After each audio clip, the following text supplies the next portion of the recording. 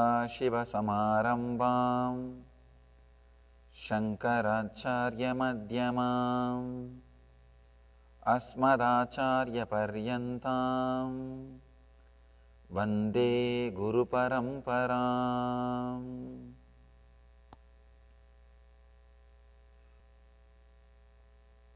I welcome you all with my love and respects. I thank the First Christian Church and its pastor for hosting this program, and my blessings to the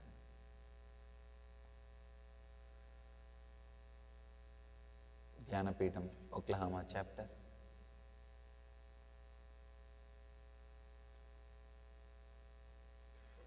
all the people who created and supported the mission in many ways. Some may be here, some may not be here. Take a moment to send my love and blessings to everyone.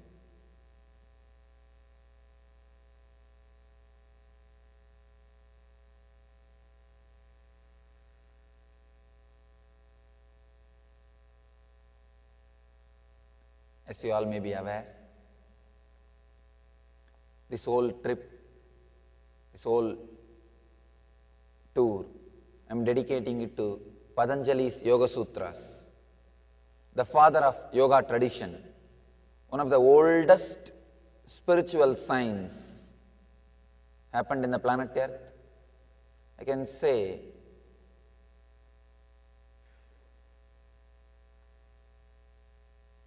Patanjali is the master who made whole thing, the enlightenment, spiritual experience, extraordinary miracles, everything as a science. Not only he lived and radiated, he created a science to achieve that power and radiate those extraordinary experiences. So, I have dedicated this whole trip to this Patanjali's Yoga Sutras. Today I will be speaking on 17th Sutra. Each sutra is independently intelligent to lead you to enlightenment. Each sutra is independently powerful. You don't even need to be dependent on the other aphorisms, other words. That sutra by itself is intelligent enough to give you the spiritual experience from the beginning till the end. It can lead you to the ultimate experience. Let's enter into the today's sutra.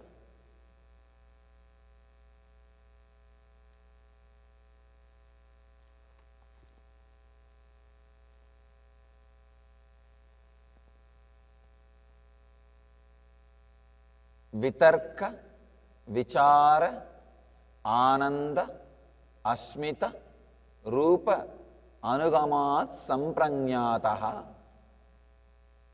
This is the original sutra. Let me give you the translation. Reasoning, contemplation, blissful flowering, state of pure awareness are the characteristics of Sabranyada Samadhi. In the earlier sutras, Patanjali was describing how to stop the mind, and he was describing the methods, techniques to connect yourself with the cosmos. Now he is directly describing the quality, character of particular state of enlightenment. Please understand, whatever enlightened masters are living, expressing, if you imbibe those characters, those ideas as part of your being, if you internalize, you will also start radiating the same experience. Very beautifully, one Rishi speaks about, one enlightened seer, he speaks about imbibing enlightenment. He says, every human being is divine and already enlightened. All you need to do is picking up the body language of an enlightened one. See, all you need to do is to have the body and mind of an enlightened one. The soul is already enlightened. Patanjali very beautifully says, you don't need to acquire enlightenment. You don't need to achieve enlightenment. It is there. But there are some obstacles. Your body and mind may not radiate the truth in its pure form, may not express the truth in its pure essence, may not live it, may not be qualified, intelligent enough to live. So all you need is clean your body and mind so that it starts radiating, so that it starts expressing. Actually, day in and day out, every day I am speaking somewhere. If you see the essence is same. Not only what I am speaking for last so many years. In last 6 years of my public life, almost 5,000 hours I have spoken. Speaking, practically nothing else. In Buddha's life, 40 years he was speaking. 40 years he was continuously speaking. Even a great enlightened master, Ramana Maharshi, who is from my native place, people always think, it is considered, he is remembered as a silent prophet. But if I see the books which describes his discourses and his teachings, per day almost 7 hours he was speaking. Hours together. If you see all the books which speaks about the teachings, his teachings, whatever his teachings transcribed, you see all the books, volumes and volumes. But the essence is same, message is same. Every time when I come to this country, people ask me, Swamiji, this time what program you are going to do? Whatever you name it, I am going to do the same thing. You name different names, no other way. People need different names, some new excitement, some new thing. So you can name it different way, but the truth is going to be same. The thing which I am going to express is same. What I expressed when I first came to this Oklahoma, first program, and now what I am talking is going to be same. Essentially, the truth is going to be same. Maybe I am using different words, different stories, different jokes, different examples. That's all. But the essence is going to be same. I am constantly reminding you. I am constantly reminding you. My job is not to give you more and more knowledge. My job is constantly to remind you that whole thing is inside you. Awakening your body and mind to radiate the truth which is already in you. People ask me, then why do you go on talking? Understand, if I just sit, you also can just sit in my presence. It will be really beautiful. I'll prefer that. But if I don't talk, you can't just sit. You will start talking inside you. So naturally, I have to speak some words. So talking is more like trying to entertain you so that you will catch the body language of the master, the life, the energy, presence of the living master. Here, Patanjali is trying to teach one of the ultimate truth to us.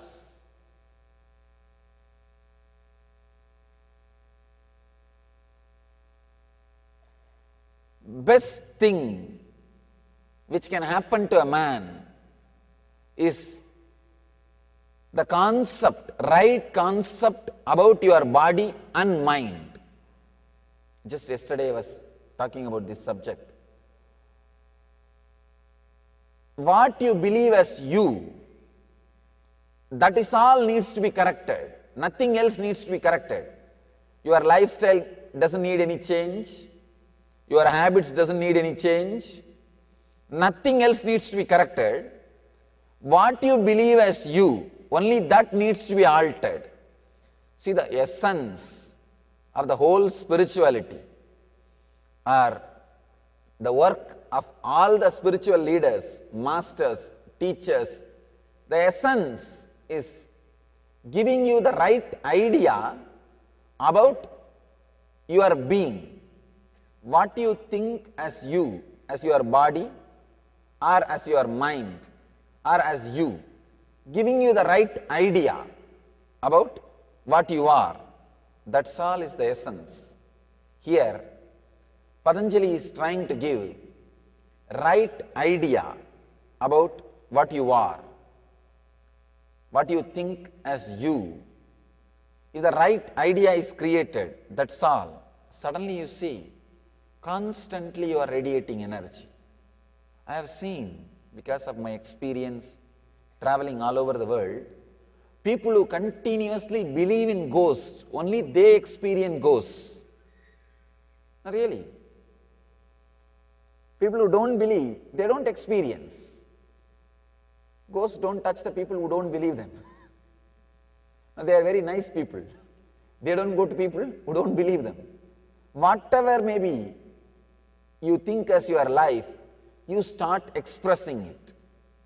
Whether it is a disease, physical disease, or mental disease, idea about you, whatever idea you carry about you, you constantly make it reality, because your being is such, it constantly supports what you believe and experiences what you believe and authenticates what you believe.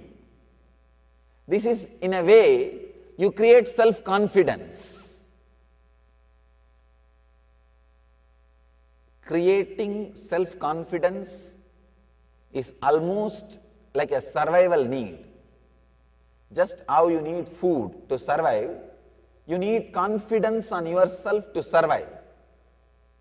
You need constantly, you need to support yourself. I am right, I am right, I am right. Only then you can survive.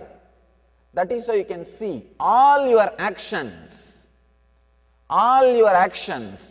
you go on justifying that I am right, I am right, I am right. Whatever you do, you go on justifying. That is the basic way your unconscious functions. That is the basic way your inner space functions. That is the basic way, because it is survival. That is a survival need. That's a basic instinct of a human being. So it cannot be any other way. It has to be this way. If you don't support you, who else is going to support you? So naturally, you take energy, you put all your energies and go on supporting what you believe as true, what you think as true, what you trust as true. I always tell people, for healing or transformation of your being, the basic thing is you changing the idea of what you are or what you think as you. That is the basic need. Because whatever you think as you are going to present all your energies, project all your energies and make it reality. I have seen sometime people start believing particular psychic or particular astrologer. In India, astrologers, in the West, psychics, they start believing particular psychic or particular astrologer. The big problem is, once they start believing, after that, if one or two incidents clicks as per their prediction, after that, whatever they predict, these guys make it as reality. These guys go on making it as reality. I always tell people, if you put that same trust with enlightened master, he will be constantly altering your ideas about you till you achieve that perfect idea. perfect being, perfect settledness. But if it is a normal astrologer or a psychic, what level he is in, he will be going on predicting only in the same level. I have seen. Sometimes these astrologers, they put the idea, this year is going to be very difficult for you. They put that idea in some of these guys. These guys constantly brag that, and see that year becomes difficult. And see, even small incidents they pick up and connect with it, and see that year becomes very difficult for them. There is a beautiful saying in Sanskrit. All the negativity has only one power over you, that is your faith on it. Your faith on it, that's all. If you have faith, you can see anything into anything. If you start believing, anything can be seen into anything. A simple, you can see in your life. I've seen. If you are continuously watching the horror movies for 10 days, the 11th day, even if a simple screen moving in your bedroom in the night, or one cat jumping, or a little water sound in the bathroom, enough. You start imagining all kinds of things. It is. Because what you continuously believe, you project and see. You make it outside and see. Because you have so much of energy. Understand? Whether you believe it or not, accept it or not, understand it or not, you have so much of energy. Your life, just feel the air is going inside and getting purified, becoming part of your body, and the remaining air is going out. Such a big process is happening inside. The blood is getting converted into blood. Means what? You are an energy center. You are an energy center. So much is happening. If there is no proper positive work, naturally you will start doing your own work. If there is no proper positive work, that's what Patanjali says very beautifully. Use your mind, otherwise somebody else will start using it. Before somebody else starts using it, better you start using it. Better you start living it. I have a story for you. How you project things and see. I'll read it out so that you won't miss a line. A visitor to an art gallery was perplexed by what appeared to be nothing more than a blank canvas. As chance would have it, the artist responsible was standing next to him. The artist also was standing next to him. This visitor asked, I don't wish to appear offensive, but what exactly is it supposed to be? What is this drawing? What is this painting? Artist replied proudly, Sir, that is a cow grazing. This guy asked, where is the grass? Sir, the cow has eaten it. This guy asked, all right, but where is the cow? You don't think she would be standing there even after eating all the grass? Understand? Empty paper or empty canvas, you can project what you want. You can see what you want. You can experience what you want. The whole life is empty canvas, the blank canvas. You go on projecting what you believe and making it as reality. Start believing it as reality. Here, Patanjali gives the right mental setup with which you can start projecting things, with which you can start seeing things, with which you can start living.